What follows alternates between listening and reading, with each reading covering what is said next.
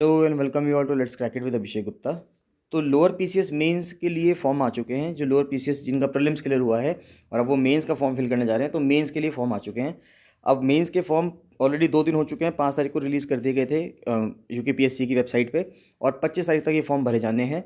और इनके साथ साथ इनके जो डॉक्यूमेंट्स हैं, कुछ असेंशियल डॉक्यूमेंट्स हैं, वो आपको सबमिट करवाने होंगे यूकेपीएससी के हेडक्वार्टर में, यानी कि हरिद्वार में। तो उसके लिए सब चीज़ें हम समझेंगे कि हमें प्रेफरेंस ऑर्डर क्या रखना है, कि जो अलग अलग वो पोस्ट हैं उनके लिए क्या प्रेफरेंस ऑर्डर होना चाहिए, ठीक है, कितनी वैकेंसीज़ हैं, कहाँ पे क्या चीज़ें हैं, वो सब चीज़ हम देखेंगे इसमें डिटेल में।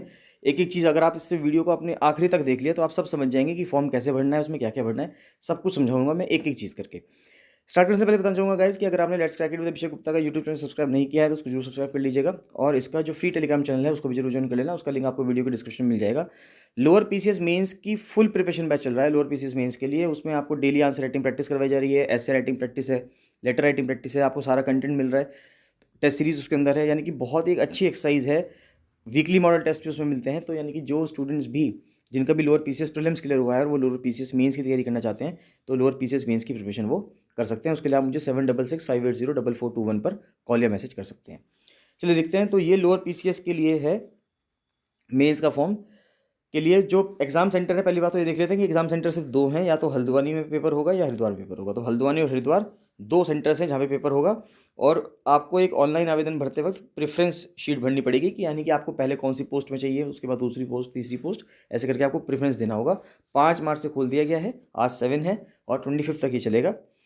फिर परीक्षा केंद्र चुनने हुए पदों की वरीयता, यानी कि ये आपको भरना पड़ेगा कि एक ऑनलाइन आवेदन पत्र जो होगा उसका हम, जिसपे आपका रोल नंबर प्रिंट होगा और एक चेकलिस्ट बनाई जाएगी। वो चेकलिस्ट मैं भी आपको शो करूंगा कि उस चेकलिस्ट के थ्रू आपको क्या करना है, कि आपको ये बताना है सारे डॉक्यूमेंट्स आपके उसमें हैं नहीं है। उसके बाद एक लिफाफे में उसको भर के, यानी एक लिफाफे में रख के आपको कमीशन में दे देना है। और वहाँ पे डाउनलोड करते हुए समस्त शैक्षणिक, यानी जितने भी आपके एजुकेशनल सर्टिफिकेट्स हैं, और आरक्षण यानी कि जो आपके रिजर्वेशन के सर्टिफिकेट्स हैं, स्व हस्ताक्षरित छायाप्रति, यानी कि जो आपको सेल्फ सर्टिफाइड उनको करना होगा, सेल्फ अटेस्ट करना होगा, सभी पे आपको खुद के साइन करने हैं। और उनकी जो छायाप्रति है, यानी कि ओरिजिनल में नहीं देना है, फोटो स्टेट में देना है। तो उसको आप क्या कर देंगे, भेज देंगे कहाँ पे, जो यूकेपीएससी का ऑफिस है, और लिफाफे के ऊपर ये नाम लिख देंगे, सम्मिलित राज्य सिविल अवर अधीनस्थ सेवा मुख्य परीक्षा 2021। तो ये लिखना है लाइन।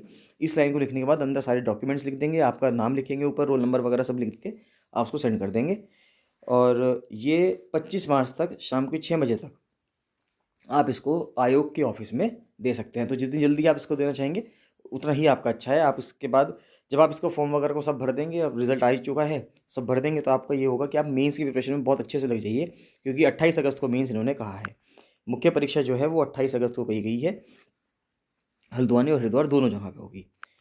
उसके बाद देख लेते हैं जो चेकलिस्ट है, चेकलिस्ट को देख लेते हैं। देखिए चेकलिस्ट में इस तरह से आपका रोल नंबर आएगा सबसे पहले, और उसके बाद फिर चेकलिस्ट में फिर आपको ये बताना है कि आपने इसके अंदर क्या क्या डॉक्यूमेंट्स रखे हैं। देखिए एक तो ऑनलाइन आवेदन पत्र, यानी कि जो आपने ऑनलाइन एप्लीकेशन फॉर्म भरा होगा, एक तो वो आपको प्रिंट आउट, यानी कि इन सब का प्रिंट आउट निकाल के लगाया जाएगा। फिर हाई स्कूल की जो मार्कशीट है, यानी कि प्रमाण पत्र जो है, सर्टिफिकेट जो है, उसकी लग जाएगी। फिर जो स्नातक उपाधि यानी ग्रेजुएशन की जो डिग्री है उसके लिए भी है।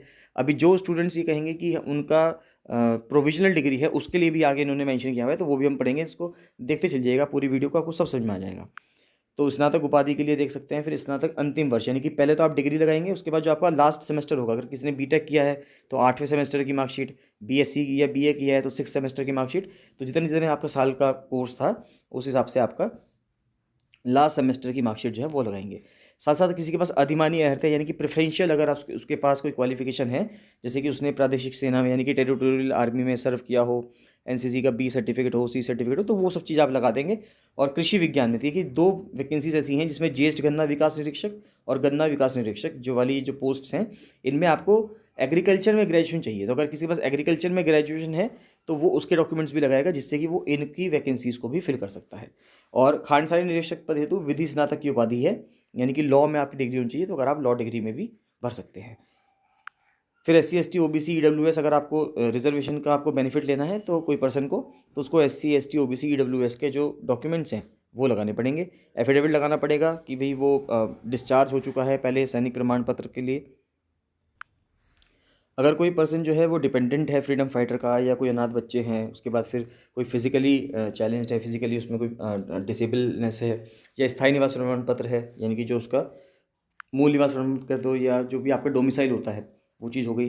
फिर सीने की माप की छूट, यानी कि ये जो कुछ वैकेंसीज ऐसी हैं जैसे कि डेप्यूटी जेलर की पोस्ट हो गई और आपका निरीक्षक की पोस्ट हो गई, यानी कि एक्साइज डिपार्टमेंट की जो पोस्ट है उसमें आपको जो आपकी बॉडी रिक्वायरमेंट्स हैं वो भी मांगी गई हैं इसमें, कि भाई आपको क्या आपकी हाइट का मेजरमेंट क्या होना चाहिए, चेस्ट का मेजरमेंट क्या होना चाहिए। तो अगर किसी को उसमें छूट चाहिए तो उसके लिए आप डॉक्यूमेंट सब लगा सकते हैं, ऊंचाई वाले डॉक्यूमेंट लगा सकते हैं यहाँ पे।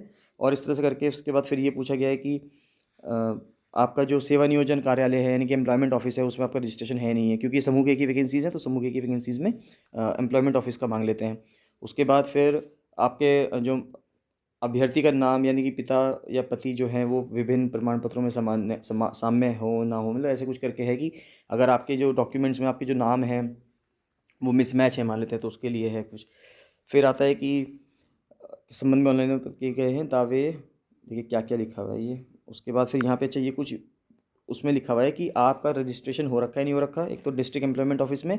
फिर ये पूछ रहे हैं कि राज्य में आप एम्प्लॉयड हैं या नहीं है। अगर आप एम्प्लॉयड होंगे तो आपसे अपने डिपार्टमेंट में, यानी अगर आप गवर्नमेंट वैकेंसी गवर्नमेंट जॉब में होंगे तो आपको एक एनओसी देनी पड़ेगी। उसके बाद फिर हाई स्कूल और इंटरमीडिएट आपने क्या उत्तराखंड से पास किए क्या। उसके बाद फिर आपके पेरेंट्स कोई उत्तराखंड की गवर्नमेंट सर्विस में एम्प्लॉयड हैं या नहीं है ऑलरेडी, तो उन सब के बारे में पूछ रहा है ये। उसके बाद इंपॉर्टेंट बात ये आती है कि जिनके पास प्रोविजनल डिग्री है और अभी ओरिजिनल डिग्री नहीं है तो उनके लिए क्या कहा जा रहा है। उनके लिए ये कहा जा रहा है कि जिनके पास भी प्रोविजनल सर्टिफिकेट डिग्री है, ऐसी उपाधि उसमें उल्लिखित अवधि के अनुसार ही वैध माना जाएगा, यानी कि उस प्रोविजनल डिग्री में एक टाइम पीरियड मेंशन होगा कि प्रोविजनल डिग्री इस पीरियड से लेके इस पीरियड तक ही वैलिड रहेगी। कि कुछ कैंडिडेट्स हो सकते हैं, कुछ बच्चे ऐसे करते हैं कि उन्होंने प्रोविजनल डिग्री ले ली और वो जो ओरिजिनल डिग्री है उसको लेने नहीं जा रहे अपनी यूनिवर्सिटी। तो उनका कहना ये है कि प्रोविजनल डिग्री में लिखा रहता है कि ये डिग्री इस समय से इस समय तक वैलिड है, यानी कि प्रोविजनल डिग्री आप दे सकते हैं। पहली बात तो ये कि इसमें कोई घबराने वाली बात नहीं है कि अगर आप प्रोविजनल है ओरिजिनल नहीं है तो कि हम क्या जब डॉक्यूमेंट जमा करेंगे तो प्रोविजनल भर सकते हैं क्या। तो प्रोविजनल दे सकते हैं, बिल्कुल दे सकते हैं, वैलिड है, यहाँ पे लिखा हुआ है। प्रोविजनल डिग्री की जो वैलिडिटी है वो तब तक होगी जब तक उसमें मेंशन होगा, और अगर उसमें मेंशन नहीं है, यदि वैधता की अवधि अंकित नहीं है तो प्रस्तुत की जाने की तिथि को वैध माना जाएगा। यानी जिस दिन आप उसको दे रहे हो, जिस दिन आप उसको प्रस्तुत कर रहे हो, तो प्रस्तुत किए जाने की जो तिथि है उसको वैध माना जाएगा, यानी कि जिस दिन उसको दिया गया है प्रोविजनल डिग्री को तो उस तक वैलिड माना जाएगा। तो ये चीज़ इंपॉर्टेंट है दोनों, इन दोनों को समझ लीजिएगा कि प्रोविजनल डिग्री वैलिड है, बिल्कुल आप दे सकते हैं, घबराने वाली कोई बात नहीं है। जिसके पास ओरिजिनल डिग्री नहीं है आप अपनी यूनिवर्सिटी में ओरिजिनल डिग्री के लिए अप्लाई कर दो, लेकिन इस टाइम पे आप ओरिजिनल डिग्री देके अपना फॉर्म फिल करके डॉक्यूमेंट जो हैं जितने भी वो सारे जमा करवा सकते हैं यूकेपीएससी के हेडक्वार्टर में। उसके बाद देखिए ये वैकेंसी का सर्कुलर आया था, नोटिफिकेशन जब आया था इसमें कुछ चेंजेस भी हुए थे, वो सब चेंजेस देख लेते हैं। जो अलग अलग वैकेंसीज़ हैं वो अलग अलग वैकेंसीज़ ये हैं। वैकेंसीज़ के बाद कुछ टाइम बाद इसमें एक करेक्शन भी आया था, उन्होंने कुछ वैकेंसी को कम ज़्यादा किया है, तो उसका देख लेते हैं। देखिए पहली बात तो रेवेन्यू डिपार्टमेंट में जो नायब तहसीलदार की पोस्ट है उसमें चेंज आया था कि 35 वैकेंसी से 36 वैकेंसी कर दी गई थी, और ये अंदर अलग अलग वैकेंसी चेंज कर दी गई हैं। फिर जो होम डिपार्टमेंट यानी कि डिप्टी जेलर की पोस्ट है तो 27 ही थी, अंदर चेंज कर दी गई कि पहले से सामान्य श्रेणी में 14 थी, अब उसको करके 15 कर दिया गया, 8 से 5 कर दिया गया। ये जो अनुसूचित जाति है अनुसूचित जनजाति है, तो अलग अलग वैकेंसीज़ को चेंज कर दिया गया है। यहाँ पे मैंने वो लिख दी है ये चीज़ें कि कौन कौन सी वैकेंसीज़ को चेंज कर दिया है। अब बात ये आती है कि वैकेंसीज़ कौन कौन सी है, सबसे पहले तो ये देख लेते हैं, फिर इनको कैसे फिल कर सकते हैं, यानी कि प्रेफरेंशियल ऑर्डर क्या होना चाहिए वो देख लेते हैं। तो देखिए सबसे पहली जो वैकेंसी है वो है नायब तहसीलदार की, फिर उपकारापाल यानी कि डिप्टी जेलर, सप्लाई इंस्पेक्टर, फिर मार्केटिंग इंस्पेक्टर है, लेबर एनफोर्समेंट ऑफिसर यानी कि श्रम प्रवर्तन अधिकारी, आपका निरीक्षक एक्साइज इंस्पेक्टर, कर निरीक्षक टैक्स इंस्पेक्टर, और फिर 3 वैकेंसीज़ हैं ये, यानी कि 3 पोस्ट हैं ये किस किस की, शुगर केन डिपार्टमेंट की, यानी कि एग्रीकल्चर वाले बच्चों के लिए। तो अब यहाँ पे इंपॉर्टेंट बात ये है कि देखिए अगर हम इनका प्रेफरेंस ऑर्डर क्या रखें, एक तो डिपेंड करता है कि आपके इंटरेस्ट पे, कि आपका इंटरेस्ट किस फील्ड में है, आप एडमिनिस्ट्रेशन में है या इंस्पेक्टर में है, आपका किस में चीज़ में आपका इंटरेस्ट है। एक तो आपका इंटरेस्ट के ऊपर डिपेंड करता है, दूसरा डिपेंड करता है कि क्या आपकी फिजिकल रिक्वायरमेंट्स आप फुलफ़िल कर पा रहे हैं, यानी कि आपकी बॉडी जो रिक्वायरमेंट्स हैं जो इनको चाहिए अलग अलग वैकेंसीज़ के हिसाब से, या कि आपके पास एग्रीकल्चर, मान लीजिए किसी को एग्रीकल्चर में इंटरेस्ट है लेकिन उसके पास एग्रीकल्चर की डिग्री नहीं है, तो फिर क्या आप रिक्रूटमेंट हो सकता है उसमें। तो ये चीज़ डिपेंड करती है 2 चीज़ों पे। पहली चीज़ तो यही है कि आपका इंटरेस्ट क्या है, दूसरा क्या आप उस इंटरेस्ट को फुलफ़िल करने के लिए आपके पास वो रिक्वायरमेंट्स फुलफ़िल आप कर पा रहे हैं या नहीं कर पा रहे।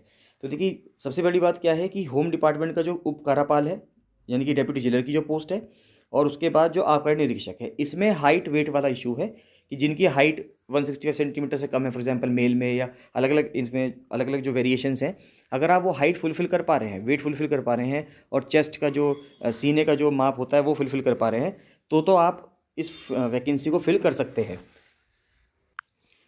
तो आप इस वैकेंसी को फिल कर सकते हैं। लेकिन अगर मान लेते हैं इनकेस आप हाइट वगैरह या अपने जो वेट है उसको फुलफिल नहीं कर पा रहे रिक्वायरमेंट्स को, तो फिर आप इनको प्रेफरेंस में शुरू में मत डालिएगा, इनको लास्ट में डाल दीजिएगा, क्योंकि आप इनको पूरा नहीं कर पा रहे। तो अगर मैं यहाँ पे ऑर्डर एक बताऊँ तो जो जिनका हाइट वेट मैच कर जाएगा वो अपनी और उसमें फर्स्ट सेकंड नंबर पर डाल सकते हैं। लेकिन मेरा जो मैं अगर पर्सनली आपको बताऊँ तो मेरे हिसाब से जो नंबर 1 आपकी प्रेफरेंस होनी चाहिए वो होनी चाहिए नायब तहसीलदार की। सबसे बड़ी पोस्ट जो है वो नायब तहसीलदार है, आप इसको डाल सकते हैं। दूसरे नंबर पे आप अगर आप हाइट वेट का इशू मैनेज कर पा रहे हैं तो आप उपकारापाल डाल दीजिए, और नहीं तो आप पूर्ति निरीक्षक की डाल सकते हैं जो सप्लाई इंस्पेक्टर है, इसको सेकंड नंबर पर डाल दीजिएगा। उसके बाद फिर जो विपणन निरीक्षक है मार्केटिंग इंस्पेक्टर, ये थर्ड नंबर पे। अब आपकी 6 मार्केटिंग इंस्पेक्टर की देखिए वैकेंसी, कोई कहेगा 50 है और इसकी 28 है, तो आप चाहते हैं तो मार्केटिंग इंस्पेक्टर पहले डाल दीजिए और जो पूर्ति निरीक्षक है उसकी वैकेंसी को बाद में डाल दीजिए, दूसरे तीसरे नंबर पर डाल दीजिए। ये आपके ऊपर डिपेंड करता है। देखिए आपको ये मिलती कैसे है, सबसे बड़ी बात क्या है कि हम जो प्रेफरेंस ऑर्डर चाह रहे हैं ये वैकेंसी मिलती किस तरह से, ये मिलेंगे आपके आपके मेंस और इंटरव्यू के नंबर पे। जिस बच्चे की भी, जिस कैंडिडेट के भी मेंस और इंटरव्यू में दोनों में मिला के नंबर सबसे ज़्यादा होंगे, जितने सबसे ज़्यादा नंबर होंगे और आपने जितनी पोस्ट ऊपर डाली होगी, जो आपने फर्स्ट नंबर पर डाली होगी, सेकंड नंबर पर डाली होगी, और आपके नंबर अगर ज़्यादा होंगे तो आपको वो पोस्ट अलॉट होती चली जाएंगी। तो इसलिए बहुत सोच समझ के आप अपनी प्रेफरेंस ऑर्डर दे दीजिएगा, कि जिससे कि बाद में आप रिग्रेट ना करें कि अगर मैं पहले ध्यान से भर देता इसको तो दिक्कत ना होती या मुझे दूसरा डिपार्टमेंट मिल जाता। तो नायब तहसीलदार की आप फर्स्ट लिखिएगा, ये रख सकते हैं आप। ये मतलब ये मेरी एक थॉट्स हैं जो मैं आपको बता रहा हूँ, बाकी आपके ऊपर डिपेंड करता है। उसके बाद पूर्ति निरीक्षक को आप सेकंड नंबर पर डाल सकते हैं। उसके बाद मार्केटिंग इंस्पेक्टर को थर्ड नंबर पर डाल सकते हैं। फिर श्रम विभाग में जो अधिकारी होता है, श्रम प्रवर्तन अधिकारी, इसको फोर्थ नंबर पे, और कर निरीक्षक को फिफ्थ नंबर पे। बाकी आप ये शुगर केन वाले हैं, इनके लिए आपको एग्रीकल्चर की डिग्री चाहिए। खानसानी निरीक्षक के लिए एग्रीकल्चर की डिग्री नहीं चाहिए, इसके लिए आपको लॉ की डिग्री चाहिए जो अधिमानी अहर्ता में आती है, प्रेफरेंशियल ऑर्डर में आता है। तो प्रेफरेंशियल जो क्वालिफिकेशन चाहिए उसमें लॉ चाहिए। तो आपके ऊपर डिपेंड करता है। बाकी जिन लोगों की हाइट वगैरह का इशू नहीं है, जिनके पास हाइट वगैरह ठीक है, उन वो एक्साइज इंस्पेक्टर और जो डेप्यूटी जेलर है उसकी वैकेंसी को भी दूसरे तीसरे नंबर पर रख सकते हैं। तो मैंने दोनों के लिए बता दिया, जिनकी हाइट वगैरह का इशू नहीं है उनके लिए भी, और जिनका हाइट वगैरह का इशू है उनके लिए भी। तो अब आपके ऊपर डिपेंड करता है कि आप इसमें कैसे फिल करते हैं। तो यही सब कुछ है। आप इसको वीडियो को अगर आपने अंत तक देखा होगा तो आप सब समझ गए होंगे कि आपको फॉर्म में क्या भरना है। वैकेंसी के लिए जो यूकेपीएससी के ऊपर नोटिफिकेशन आ रखा है, आप उसमें 6th नंबर या 7th नंबर पर आप जाएंगे तो वहाँ पे लिंक है जिससे कि आप ऑनलाइन आवेदन कर सकते हैं। तो आप अपना ऑनलाइन आवेदन कर दीजिए, जिनका भी प्रीलिम्स के क्वालिफाई हुआ है, और मेंस के लिए फॉर्म भर दीजिए। साथ साथ मेंस के तैयारी के लिए जो स्टूडेंट्स चाहते हैं कि वो अच्छे से अपनी मेंस की तैयारी करें, तो मुझे 7665804421 पर कॉल या मैसेज कर सकते हैं। चलिए मिलते हैं नेक्स्ट वीडियो में। So thank you and bye bye.